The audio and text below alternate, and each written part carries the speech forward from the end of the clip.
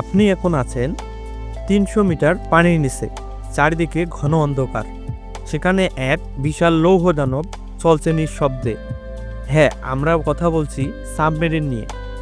একটি সাবমেরিন কিভাবে পানির নিচে এত গভীরে যায়, এর ভেতরে থাকে কি, এবং কেন এটি বিশ্বের ভয়ঙ্করতম যুদ্ধযানের একটি। চলুন ডুব দেই আজ সাবমেরিনের জগতে। সাবমেরিন হলো একটি বিশেষ নৌযান যা পানির নিচে অনেক গভীর পর্যন্ত চলতে পারে। এর শরীরে থাকে ব্যালাস্ট ট্যাঙ্ক, যেখানে পানি ঢুকিয়ে ও বের করে ভাসতে বা ডুবতে সাহায্য করে। যখন ট্যাঙ্কে পানি ঢোকে, সাবমেরিন ভারী হয়ে ডুবে যায়। যখন পানি বের হয় আর হাওয়া ঢোকে, এটি হালকা হয়ে ভেসে ওঠে। ভেতরে থাকে ইঞ্জিন, অক্সিজেন ব্যবস্থা, খাবার ও ঘুমের জায়গা, যেন বহুদিন পানির নিচে থাকা যায়। সাবমেরিন সাধারণত দুই প্রকার। এক, নৌবাহিনীর সাবমেরিন।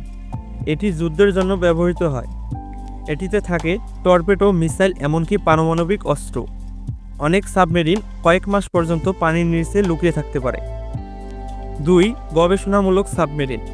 সমুদ্রতলে প্রাণী, খনিজ বা ডুবে যাওয়া জাহাজ খুঁজতে ব্যবহৃত হয়। সবচেয়ে উন্নত সাবমেরিন থাকে আমেরিকা, রাশিয়া, চীন ও যুক্তরাজ্যের হাতে। সাবমেরিনের ভেতরের জীবন মোটেও সহজ নয়। একসাথে 50 থেকে 150 জন থাকতে হয়। দিনের আলো দেখা যায় না, এমনকি অক্সিজেন মেশিনে তৈরি হয়। সাবমেরিনে থাকা মানুষদের মানসিক প্রশিক্ষণ নিতে হয়, কারণ মাসের পর মাস থাকতে হয় পানির নিচে।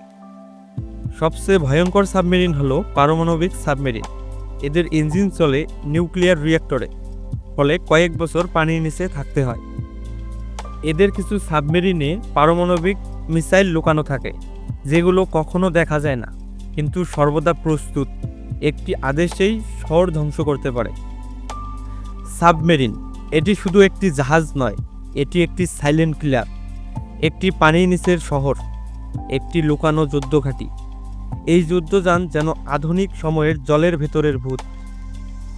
আপনি কি মনে করেন, সাবমেরিন ভবিষ্যতে আরও ভয়ঙ্কর হয়ে উঠবে? কমেন্টে জানাতে ভুলবেন না। ভালো লাগলে লাইক, শেয়ার এবং সাবস্ক্রাইব করুন আমাদের চ্যানেল। ধন্যবাদ।